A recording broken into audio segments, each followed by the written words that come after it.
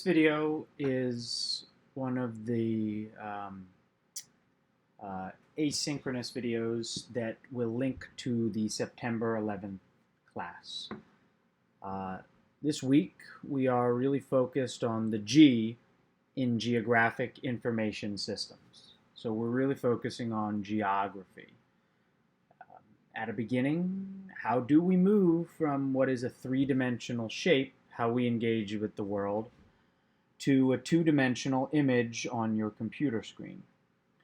Beyond that, once we have a sense of what's called projections, we'll move on to sort of understanding some tips and tricks that we can do to actually create new pieces of geography or change existing pieces of geography so they look a little bit different. So this really isn't about the I, no information today. This is all about the G, geographic information systems. So whenever we load Pro, right, this is always our first view. We're looking at the world. And I'm sure any number of you, because I was in your shoes once 10 years ago at this program, and I felt the same, didn't really question maybe why a map looks the way that it does. Most of our life we sort of see this map here, which is a projection called Mercator, which tends to be one of the most commonly used projections. And we just sort of assume that that's what the world looks like, but it's not really, right? It's sort of how we've chosen to make the world look to fit our computer screen. Greenland is not this enormous giant mass that's stretched, neither is sort of Antarctica. They're both large, but what's happening, right, is that if this used to be a globe, we are stretching the world that was a sphere to become a square. And that requires trade-offs, right? That requires transformations. And, maybe around the equator, things remain, pretty normal to how they would have looked in a sphere, but it distorts the heck out of the poles. And this concept of projecting, the rules that govern how you get from a three-dimensional shape to a two-dimensional element in front of you, are really sort of important to understanding why a map looks the way that it does. Now, you are never going to need to go out and survey the land or create your own coordinate systems. And as part of these lessons, I'll make sure you feel comfortable with what the primary coordinate systems that we use day to day are. But I still want to use this first video to at least get you to understand what they are, why they make the world look different, and all of the relevant information that's related to that. So first thing, let's practice some muscle memory. Remember, we've opened our world here. We've got our map. Over here on our left, we've got our contents where we will ultimately have layers. And remember, a layer is sort of a representation of a what? A shapefile, right? A piece of geographic data that will depict a part of the world. Well, we can't access that yet. We need to sort of look at our catalog, right? So we could come to view and get to catalog. And remember, right, this is what allows us to interact and engage with different pieces of data. So I'll begin right-clicking the folder. Remember the great right-click, kind of the number one step whenever you get stuck. And I'll add a folder connection. For this, I'll say, please join to the desktop. Open, open, till you get to the September 11th data folder that you will have loaded for you and can download on Dropbox if you want to participate. And the first folder that we're going to play around with right here is called projections. So if we keep opening the projections data, you'll see sort of a number of different things here. But let's really start with Philadelphia correct. I'm going to load that in. And you probably noticed this in the first class, and those of you that have some GIS experience will know what's happening here. But the way your map orients itself in Pro and in Desktop, it gets primed with whatever the first piece of data that you bring in is, right? Every piece of data, if it's created correctly, will have its own coordinate system internally. It will have rules that govern what it can look like, where it should be, what the distance between things should be, what the angles that are preserved. And those are built into its metadata. You could right-click, for example, the shape, select the properties, scroll to source, come down to spatial reference, and you'd see what this is, right? This is a lot of nonsense words to you now, but this is a projected coordinate system that is the state plane of Pennsylvania. The projection is the Lambert conformal conic, and it happens to be, where's my linear unit? I think it's up here. Linear and vertical unit are in feet, meaning that when I depict distances or densities or any output that requires a distance on this map, the return value to me is going to be feet. Notice, interestingly enough, if I do the same thing with map, right, what is my data frame, my universe that I'm mapping, and I go to the properties, and I go to the coordinate system, it's the same. Well, that's no accident, because the universe in which you map will take on the rules of the first piece of data you bring in, and everything else you bring in, it'll do its best to conform to it. You want to really see how that's the case? Let's zoom out. And the further we go, we realize that that map that looked sort of familiar the first time has really been distorted. I mean, incredibly so. We've got the world sort of split on its axis here. It's almost like we're looking from a north-down view. We've elongated South America and Patagonia to a crazy shape. We've shifted the shape of Africa completely, and Australia is almost completely upside down. This is because the projection we're using, State Plane Pennsylvania, was built for Pennsylvania. It was built to handle the southeast of Pennsylvania. One of the resources that I will make sure to provide on Canvas in the files is a quick PowerPoint presentation that sort of shows you a little bit more about what we're talking about today when I discuss projections, that shows you how the US and the world gets carved up into different segments that then preserve distance, direction, angle, shape, size within those areas. Really what it means is, at least for this projected coordinate system, that I can map the heck out of Philadelphia and southeast Pennsylvania, and I know that the way my outputs are going to look is to be accurate. But if I'm going to try to measure Philly and Seattle simultaneously, or Philly and South America, you would never do that in this coordinate system because the rules are built for Philadelphia. Here's the point I meant about the world trying to contort itself to how you've projected it. If I drag in Seattle projected, it's going to do its best. But if I right-click and I zoom to Seattle, that's not really how Seattle looks, right? I mean, Seattle doesn't appear tilted on its side like that, and I'll show you in a quick second here about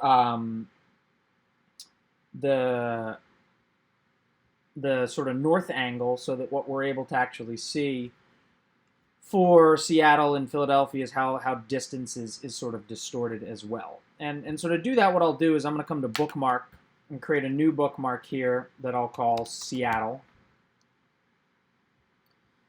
And I'm going to hit the back button just to go back to Philly, and I'll zoom in maybe a bit and call this bookmark Philly.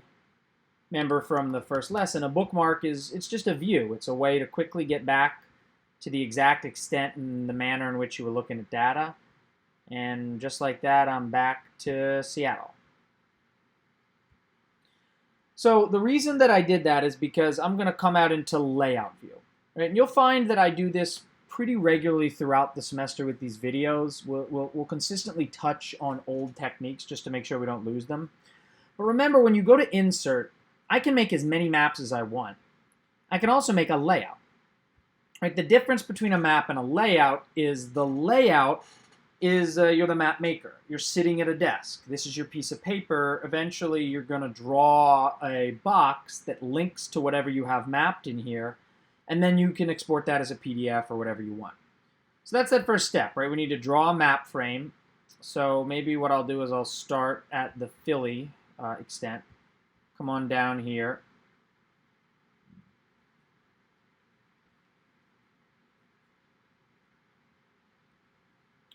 There we go, and now we sort of see Philly.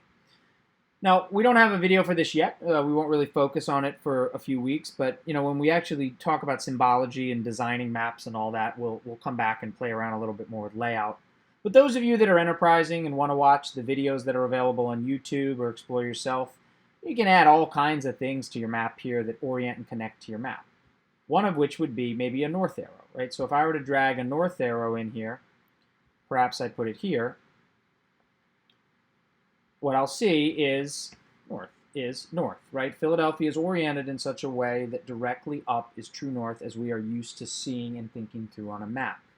This is what I mean about directionality, though. If I switch myself and try to move toward Seattle, and I do the same bookmark, I'm going to quickly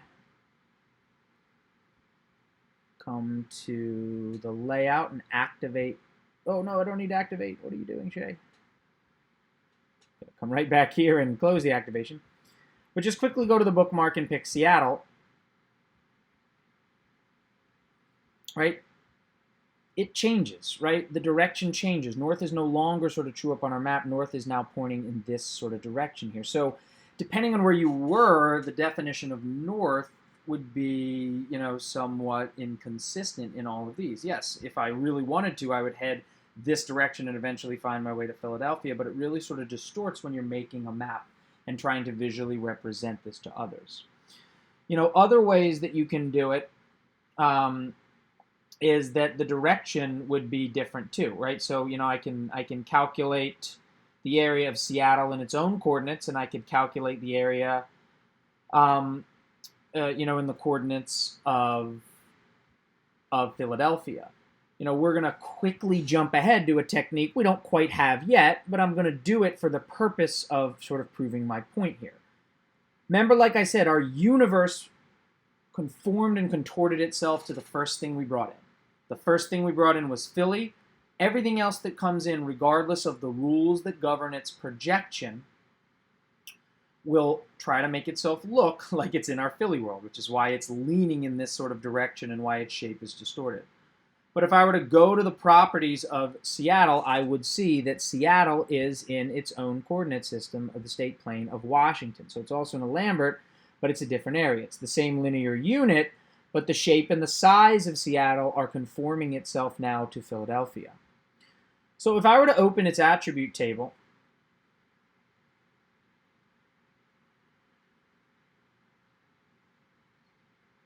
and I have a field here named My Acres that I prepare. And a neat thing you can do is if you right-click this, and we'll learn this next week, you can actually calculate geometry. It's a great thing you can do in the information. You can quickly calculate area or perimeter or centroid or sort of any other geometric thing you'd want to know. One of the most useful tools that we'll return to regularly in ArcPro and ArcGIS. So permit the moment here where it takes its sweet-ass time to load. Wish I had some elevator music to play right here. Let's also hope my computer does not crash, which it has been wont to do in such situations. All right. Now, I will walk through this in another video, so I'm going to go through relatively quick. But what I'm saying here is let's calculate, in that field, acres, let's calculate the property of area. And let's put that area in, let's say, square miles. And for the first thing, let's do it in my coordinate system. I mean, let's forget about the way the world looks. Let's pretend I was in Seattle's coordinate system, which is the last thing I'll show with the video, what it would look like if the world was oriented to Seattle. And, I use that as my area. And so if I were to calculate and run that, my acres will pop up with a value in a second.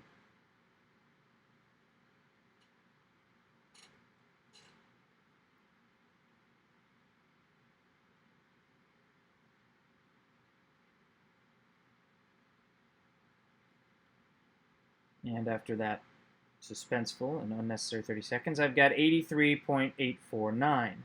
But if I were to do the exact same thing, but say, do it within the current map, right, which is Philadelphia. The rules are Philadelphia, that's why we're contorted.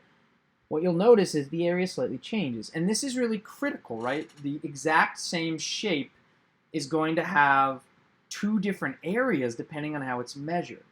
It's that point that when we are talking about the way a map looks, the way it orients itself, the projection, it's really critical that you're only mapping, there we go, right, 85.22. So that's a little fascinating, right? It makes it look like it's 2 square miles larger because it has to contort its size to try to fit in the world of Philadelphia.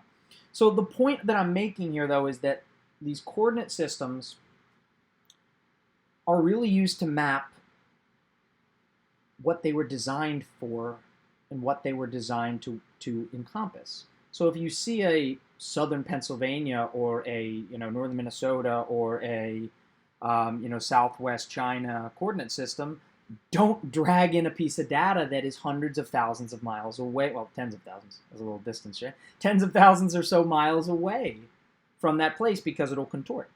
In the next video, I'll show you sort of some commonly used projections, and I'll show you how we would map things nationally. But the primary projections we're really going to work with in our data are going to be the state planes and universal transverse Mercator, which are the two that I show you predominantly in the next video. Most of the data that I provide to you is going to be already with the correct coordinate system, and we'll have a video later in class about how you might change or conform or contort a coordinate system if it is actually broken. But again, when you're working with data, it's just important to do that right click to examine the properties, to see the coordinate system that things are in, because as much as possible, you want to bring things in that are appropriately projected and appropriately aligned. Right? If we wanted to compare Seattle and Philly on equal ground, maybe we'd project them in a national coordinate system that preserves the distance, directions, and uniformity of the U.S. at the expense of the rest of the world. But these are for a future video. So I'm going to stop this one here, and we'll pick up in a future video by looking at some of the commonly used projections.